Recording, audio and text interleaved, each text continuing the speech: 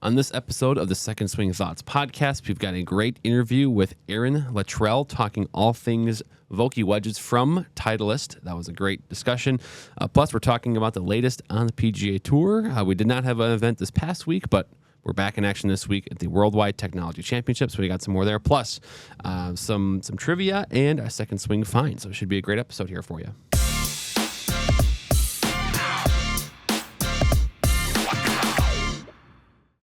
Hey there, golfers. I'm Drew Maholder, Second Swing Golf here for another episode of Second Swing Thoughts, joined by Sean Bauer, co-host, once again in the studio. And Sean, we got a great one, as I mentioned, Aaron Luttrell with Vokey Wedges. We were out at TPI as part of our trip. Again, a lot of content coming from that. We had already last week, we actually talked to Tom Fisher about kind of the success so far of GT, and so now we've got kind of the Vokey Wedge, specifically the grinds, a lot of discussion there, so really fun to dive into that and get some insight into kind of where the grinds came from as well. Was a lot of the discussion, a lot of the history behind where these things started, and so some good insight there. Yeah, that was a really interesting conversation to hear, how Bob kind of started off with just doing, some specific ones for certain players, and then how that has evolved into what you see today with all the different, loft and grind and bounce combinations you have on the Vokey line specifically, but just wedges in general. So really good chat. I think you're all going to really enjoy it. Aaron does a phenomenal job, explaining and showing just kind of the differences and, which golfers kind of each grind kind of suits or what kind of shot you're looking for. Yeah, so really good stuff. Mm-hmm. Yeah, I mean, there's so many grinds for a reason, and so I think it is cool to see how it's evolved, but also it does kind of illustrate why it's important to get fit for your wedges. And we talk about that too, and how having multiple grinds and bounces within your wedge set is important too. Yeah, absolutely. But before we get there, let's get into the turn here, kind of talk all the latest news, happening in the golf world. Obviously had an off week on the PGA Tour schedule. We are back in action this week at the Worldwide Technology Championship. There's been some pretty big winners in years past. We have stick around. We got a little what's in the bag guess here coming up with a very big name, but not a bad field looking at it. You got your Cam Youngs and Harris Englishes and some decent names in there as guys are still playing this fall series, earning some money, some points, some tour status and all that. So should be a good tournament. Of course, last year, great win for Mr. Eric Van Rooyen, EVR.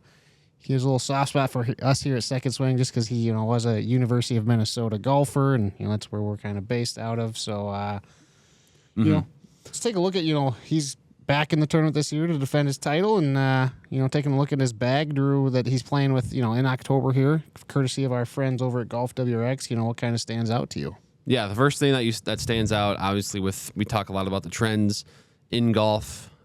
It's the mini driver. He's playing the Callaway Paradigm AI Smoke Tie 340 mini driver, and so I think, as we've talked about on the program, with whether it's just us or some of the fitters, the traditional 15-degree 3-wood seems to be going away for at least a lot of tour pros, and I wonder if that's going to trickle down into maybe some amateurs. Because, for example, EVR has Paradigm AI Smoke Triple Diamond driver. Then he has the mini driver at 13.5 degrees, and then a 5-wood at 18 degrees.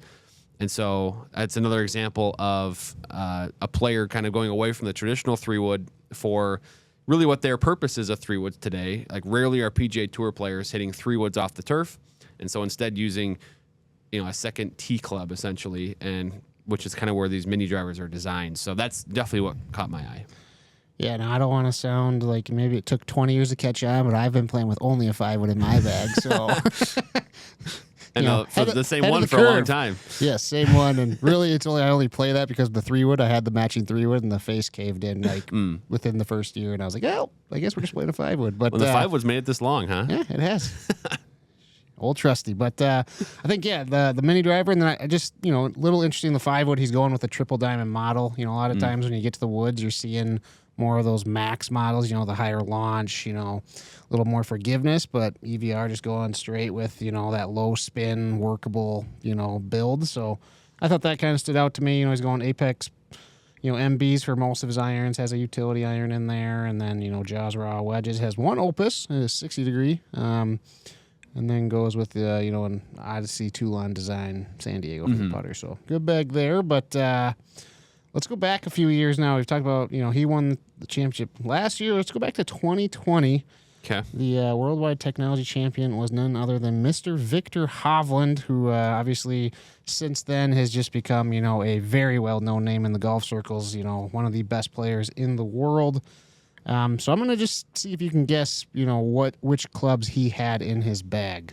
Okay. In 2020. So this is 2020. I'm trying to think. So this would have been before, I think he was still a ping guy. But this would have been before the G425 series, I think, unless the only caveat there is maybe they had a late, tour testing period at the end of the year, because I believe this was still like an end-of-the-year event at that point. So I'm pretty confident his irons were I-210. I don't know if there's any particular order you want me to go in here. Yeah, irons are I-210. Yeah, he's got a driver, a 3-wood.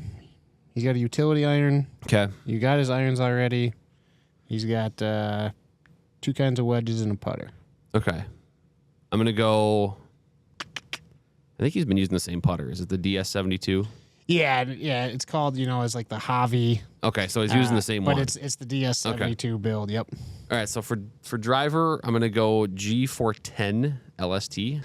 Nope, he was actually in the G425 LST, so I think it must have been just started at that point then. Yeah, the just tour getting out testing into period or something. tour players' bags for sure. But yep, okay. And he's he kept that. He still might have that in the bag for all I know, but he's kept that specific club in his bag for a long time. He might. Okay, so 3-wood is interesting because I feel like this is a shot in the dark. I think I remember this from some of his other wins, is he was playing a TaylorMade 3-wood, and so at that time though it would have been Sim 2 or Sim. I'm gonna go with the Sim 2 Titanium. That is correct. Okay. Yeah, playing the Sim 2 Titanium, and yeah, he has stayed with TaylorMade. Just in June of this last year, he was playing the QI10 in his bag, so he's kind of stayed with that TaylorMade wood there.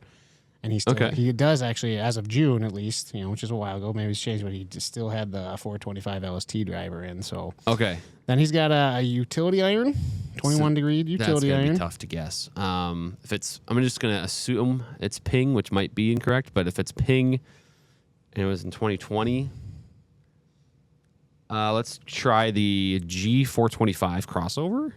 No, he actually goes different brand here, Callaway X4 GUT. Oh, really? Yeah. Okay. And I think now he has a Titleist U505 in there, so still keeps the utility iron in there. He has just switched brands, and then he's got 3 total wedges, 2 of one kind, 1 of another. So I see this a lot on tour. I'm gonna kind of see if does Viktor have sort of a WedgeWorks Vokey Proto like a lot of the kind of tour play? Okay. Yeah, that's his 60 degree. Yep. Yep. Okay. And then let's go Glide 2.0. Close. Glide 3.0. 3.0. So pretty good. That's pretty impressive. Okay.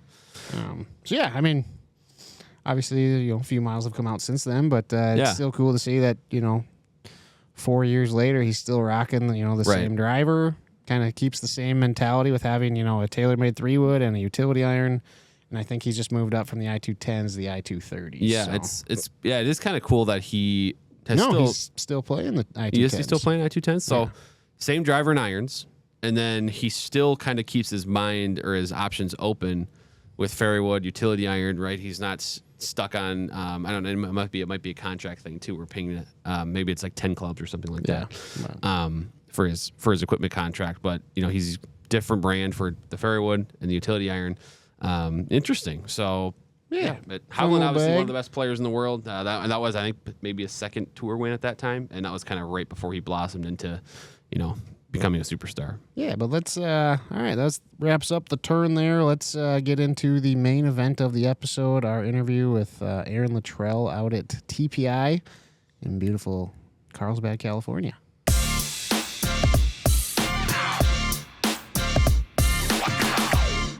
Hey golfers, I'm Drew Maholder, Second Swing Golf, here at Titleist Performance Institute with Aaron Luttrell, product manager of Vokey Wedges. And today we're going to talk about, grinds. And obviously a big part of the Vokey Wedge kind of matrix and family is how these grinds have been developed and how they've grown into this big, vast array of options that our fitters can use in second swing fittings. And so Aaron, first of all, thank you for the time and thank you for having us out here on a beautiful evening. walk us through the history of where these grinds came from. We've done so much conversation already, and if you've been fit at Second Swing, you know maybe what, say, an M grind is or what it looks like if you've done that. But you don't really know maybe where it came from or kind of the history of how grinds even came up. And so I know that we were talking a little bit about that. It's kind of fun to hear that side of things. Yeah, so, Bob started out, making wedges for us in like 1997. And back in, mid 90s, late 80s, if you looked at wedges, they were very simple looking, fairly wide sole on a sand wedge, fairly full sole on a gap or pitching wedge. So what would happen is he would get requests from players after he kind of developed his suite of bounces and soles, and they'd say, hey, Voke, can you take a little bit off of the heel, for me? Mm-hmm.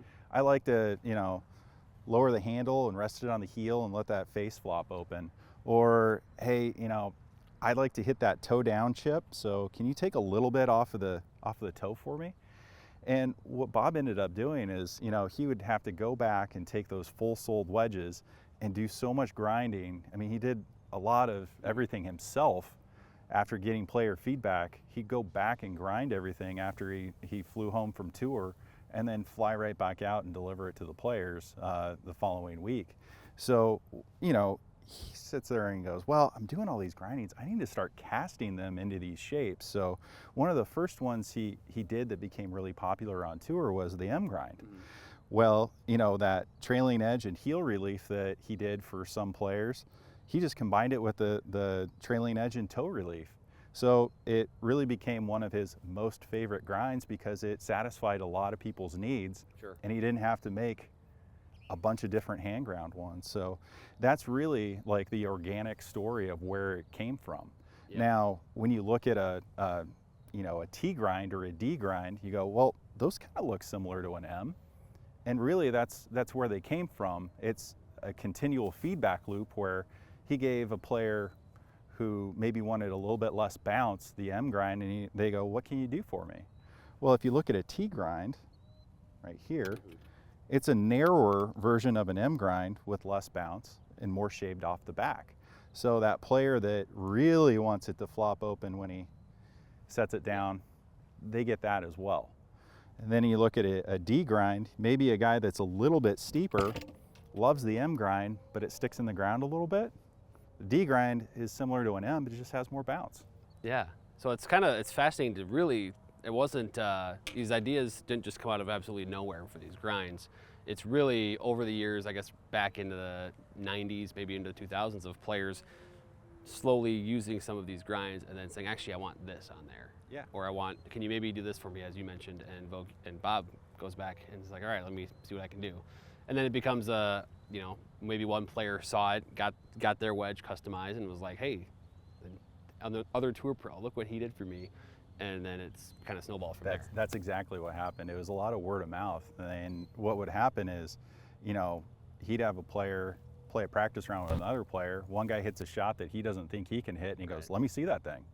And he goes, well, why does it look like this and mine looks like this? He goes, well, Voke did it for me.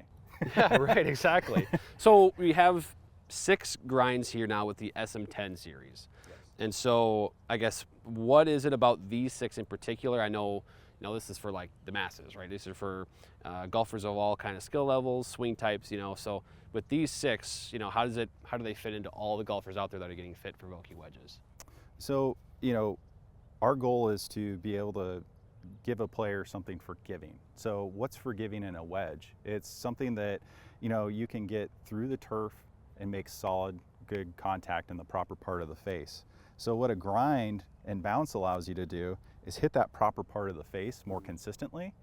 I think I jokingly call it the dark days of wedge fitting, when you would just look at a player's full swing and go, oh, he's pretty steep, so he needs high bounce. Well, what we've realized is, as you hit different shots around the green, your technique's going to change, your setup's going to change. So what we try and do is evaluate the player based off of what shots they're going to hit with a certain wedge. Sure. And how they hit it. So if that player delivers the club in a much more shallower or different technique than they do a full swing, they may not be satisfied with the same type of grind or same type of bounce that they would have in in a gap wedge, say, where they're making more full swings. Yeah. So when you look at our suite of grinds, they cover a lot of ground. There's a lot of different shapes and widths to them. And so, I mean, we can kind of start at the top, where most of our gap wedges and pitching wedges have an F grind. F grind just kind of stands for full sole. Yeah. Pretty simple, right?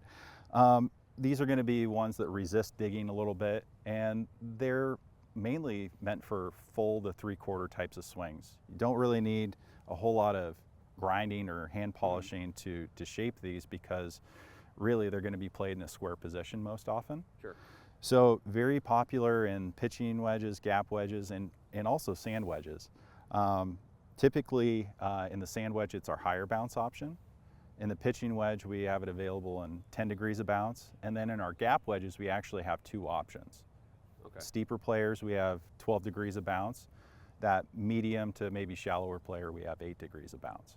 Sure, yeah. And then that's, again, I know as these iron sets have gotten stronger lofted too, I know you probably have a lot more golfers are using, say, 46, 48 degrees even for this F grind, right? They maybe have 2. Maybe they have a 46 and a 50, where they both are the same, just because the way these irons have been kind of trending. Yeah, Bob still likes to call the 48 a pitching wedge, and I'm going, nowadays it's kind of a gap wedge.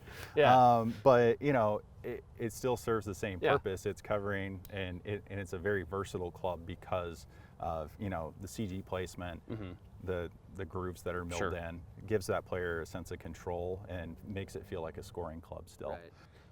So from the F grind, then, I guess you kind of mentioned, you know, starting at the top, so to speak, is what you said. So kind of working then from there, what would be sort of the next grind in terms of, you know, player versatility and fitting into golfers? Well, when you look at what the F grind is, you know, it's a full sole. So when you get into the sand wedge, we start to have a few more options. As you get closer to the green, you need more options because you're going to deliver it differently.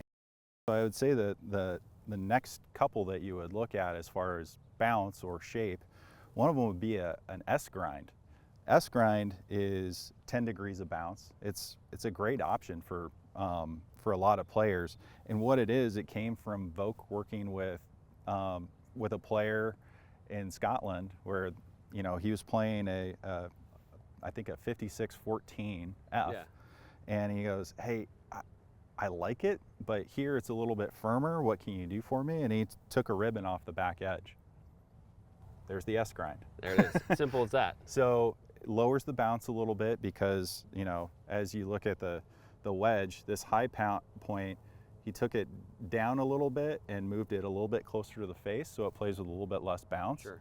Players that like it in a sand wedge or a lob wedge typically have kind of simple method of changing how they hit shots. So rather than opening and closing the face a whole lot, what they typically do is they adjust loft by moving the shaft forward and back. And that ribbon allows them to kind of lean it back while still having some bounce to kind of protect it from digging. Sure, okay. Interesting. So S grind, F grind, we've covered. Now from there, I see D grind and M grind. Then we also, you know, T and K are kind of their own animals as well. So where are we going next here? Well, if we go down or stick in kind of that bounce region of, you know, between 10 and 14, we have the D grind. We can kind of talk about the D grind and the M grind at the same time. We did a pretty decent job talking about where the M came from, and but really who these are for are the type of player that likes to hit lots of different types of shots around the green. They're available in both sand wedges like 54, 56, as well as 58 and 60. But what they allow you to do with that kind of crescent shape and the relief on the toe, trailing, and heel area is you can play those different types of shots. You can have that toe down little chip shot. You can lower the handle and open the face and have it still sit low. The difference between the two is the D grind has 12 degrees of bounce and the M grind has 8. So it kind of depends on where the player's playing or how they're going to use that wedge. So sometimes in the sand wedge, you might want a little bit more bounce. So a player might gravitate toward a D grind so that they can play those shots that they lean the shaft forward a little bit more and hit those flighted shots in there. But also if they want to open the face, it allows them to do that. M grind, if you deliver it a little more shallow than, say, steep, Yep. that's going to be a great versatile wedge for that player. Also, if you're playing in slightly firmer conditions, a little bit less bounce is going to make it easier to make good contact there. Yeah, sure, absolutely. So now we've got to, again, looking from afar, T and K are very different from each They're very other. different, yeah, right? So which direction do you want to go first on those two? Well, T is also related to M and D as well. So the T, very similar shape, but a lot narrower. Yeah. A little bit less bounce. So this one is going to sit really flat when you open it. It's also going to get under the ball very quickly. So if you're playing somewhere soft, you got to be able to control, you know, the low point of your swing. But if you're playing somewhere firm, there were years where we would run out of tee grinds on the tour truck when they would go over to Scotland for the Open Championship. Yeah. So it's very good for firm, tight conditions, or that player that's very sweepy or has very good control over, you know, when they make contact with the ground. Sure, yeah. So it's kind of has a similar pattern of relief, obviously thinner than the previous, you know, the M and the D grind. The trailing edge falls away at a much steeper angle, and that sole is much narrower. Sure. Okay. So last one then, we got to get. We're going to the K grind, which again is very different. So why is it so different from the ones we talked about here? So this kind of goes back to original, you know, kind of grinds. This is one of the first lob wedge grinds that ever really was out there. Yeah. You know, players would want some width, and the loft kind of did a lot of the work where, you know, a lot of guys were just used to manipulating sand wedges, and all of a sudden you add 4 more degrees or 5 more degrees of loft, and then they just hit it square and it went way up in the air. And they're like, oh wow, this is great. But really with a K grind, what it does is there's some width, there's some forgiveness. It's going to resist digging. It's going to get through sand great. So we kind of call it our ultimate bunker club. That width makes it easy to just throw that club in there, and it's going to hit and keep scooting, and hopefully get that ball out. It kind of moves sand out of the way. Yes. You know, a little bit better rate, say, than these with kind of the relief grinded off of it. Yeah, you know, with more sole width, you're going to be able to move more sand, right? Yeah. So a T grind is likely to go through the sand very quick. Yeah. And you might get under the ball a lot quicker, so the ball is going to come out softer and probably shorter. You're going to have to use more energy to get it out. Whereas this K grind with more bounce and more width, it's going to push all that out there, and you can just really thump it, and you're not going to worry about that club continuing to go down into the sand. Right. It's going to resist and keep pushing. It's going to kind of scoop up. Yeah. Yeah. And, you know, the K grind's actually grown in popularity over the last few years. There's a lot of play with it on tour. There's a lower bounce version that gets a lot of play with some of the top players in the world. But our 14K is very popular with the player that just needs some help keeping that leading edge out of the ground and keep it moving through the turf and moving through the sand. Sure, absolutely. So we've covered the 6 grinds here. One thing I wanted to ask you too now is in terms of the fitting side of things, because obviously the wedge fitting part is very important. We at Second Swing are using, you know, the wedge fitting app, which makes these Vokey wedge fittings just super easy for our fitters, but also gives a ton of information for golfers. One question I had was just why do you think it's important for golfers to maybe have multiple different grinds in their wedge set? Because, you know, you have 3, maybe 4 wedges in your bag, but it's also probably optimal to have multiple different grinds there, right? What is the purpose of that? Why do you see that so much? Well, you know, when you look at a tour player, they're going to encounter different conditions all over the golf course, even though they play really well manicured golf courses, right? The everyday golfer is going to encounter way more different conditions than they will. So the good reason to have multiple grinds is you're going to hit different types of shots with each club. You're probably not going to hit a flop shot with a pitching wedge or a gap wedge. You're probably, hopefully not going to try and hit a low bump and run with a lob wedge. So if you fit the gap wedge to how you deliver it and the types of shots you're actually going to be hitting, you're going to have a better chance of hitting that wedge solid. Same thing with the lob wedge. So that's why you see this disparity between bounce and grind sometimes between a gap wedge, a sand wedge, and a lob wedge is you're hitting different shots with each of them. You have go-to shots with each of them.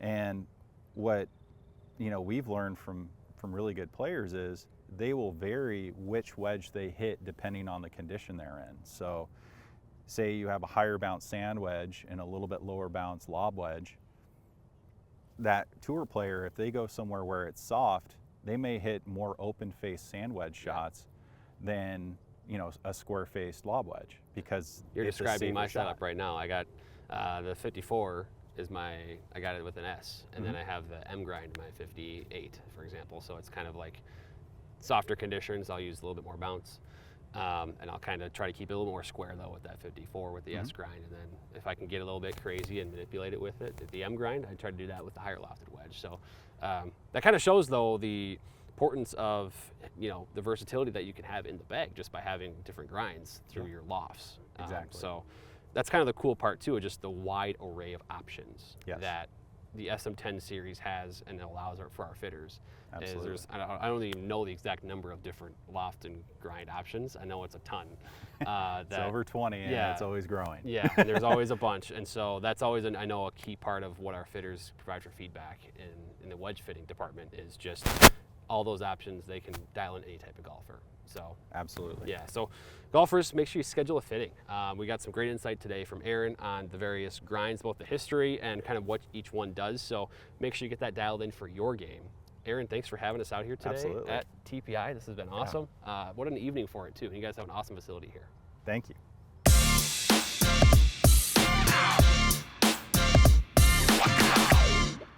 Okay, so that was Aaron Luttrell at Titleist.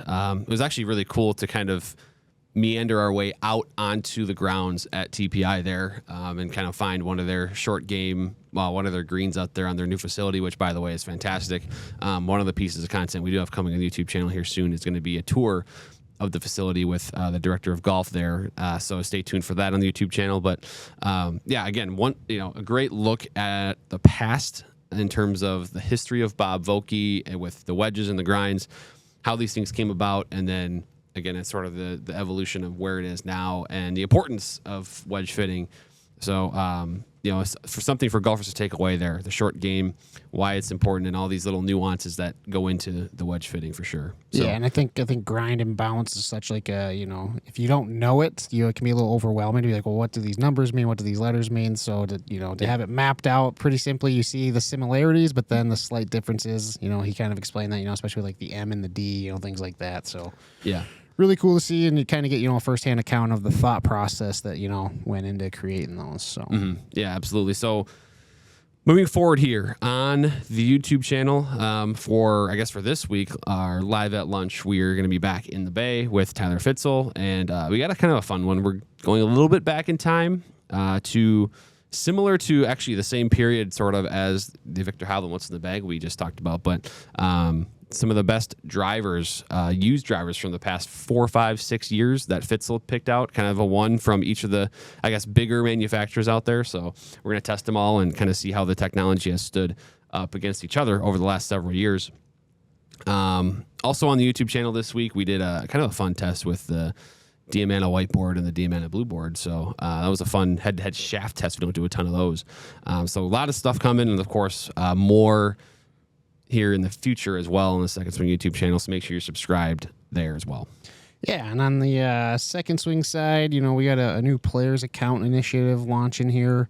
We'll have more information out on our social media channels and our website, but cool program that kind of almost acts as like a loyalty program. You can collect points, helps you save money on some future purchases, so a really cool initiative coming out. So if you see that, make sure you sign up. It doesn't take long to fill out your account. If you already have one, it's just, filling in some information. And then the holiday season, of course, it's fast approaching. So, be on the lookout for some, holiday gift guide ideas from Second Swing. Got some great products and great deals coming your way. So keep your eye out there. But, anyways, let's wrap it up here with a segment we've really come to enjoy here, our Second Swing finds. We have over 100,000 new and used clubs here. We got some, unique ones. We got pretty much any club, you name it. I think, there's a good chance we have it within one of our 6 stores or our, warehouse. But so, Drew, I'll let you lead off today. Sure. what was the club you kind of found today? Yeah, so this one is actually, we've had it on the channel before. So if you go back onto the YouTube channel, after Bryson won the U.S. Open, we did kind of a live test of, his what's in the bag, but it really, his bag is so unique that we had to improvise a little bit with some stuff that maybe was similar. Did some one-length iron stuff. I think we threw in some crank drivers there. But one of the things we did test was this particular gap wedge, which we believe, just based on how it looks and feels, was designed for Bryson. It was, from Ping. So it's a Ping I-230 gap wedge. It is a super upright lie angle. It has an LA Golf shaft in it, and it is built to the length of a 7-iron. And so between all these things, there's some clues that indicate this is probably a Bryson DeChambeau club. He also had played I-230 irons. Yeah. I don't know if he still does, but he certainly did in the past, maybe last year. So it's a very unique. You're not going to find a gap wedge like this really anywhere. Again, the LA Golf shaft, super upright angle, stronger lofted as well because of where his iron lofts are. So, this is very unique club. Yeah, I remember you hitting that. I think we did. I think that was a live at lunch when after he won the U.S. Open. We were kind of, we didn't have his 3D irons, as prototypes, so we kind of went with, more of like, all right, well, let's go with the themes of what Bryson kind of does. So that was very interesting. But as for me, we just had a collector, trade in, a big batch of Scotty Cameron putters. They're all really, really cool, but one that kind of stood out to me was this. It's a limited release studio design Design 6 prototype. Has a really cool black pearl finish on it. It's a face balanced mallet. I think it was released in like 2002. The sole that's really cool too, with all the different with all the different little things there. One of not the first, but one of the early mallets for Scotty. So, and I just love that finish. It kind of reminds me of when oil gets into water. I just think it's a cool look. And you can definitely see why, a collector would have something like this. So really cool trade-in from him. Just caught my eye. So I think, again, this is a sort of a reminder, but a suggestion maybe for listeners that don't watch on YouTube, is to, especially for this particular segment, you can actually see what we're talking about. We have them on camera here. But, and then, of course, shop our selection online and check out our stores because you're going to find something unique. Kind of like this, whether it's collectible items like this, or maybe there's rare stampings on stuff, all kinds of possibilities with the inventory that we have of golf clubs. Alrighty, well, I think that wraps things up. Thanks, Drew, again for another great show, and thanks for tuning in. Make sure you hit that subscribe button, follow us on all of our social media accounts, and subscribe to us also on any podcast platform, and we'll see you back here next week.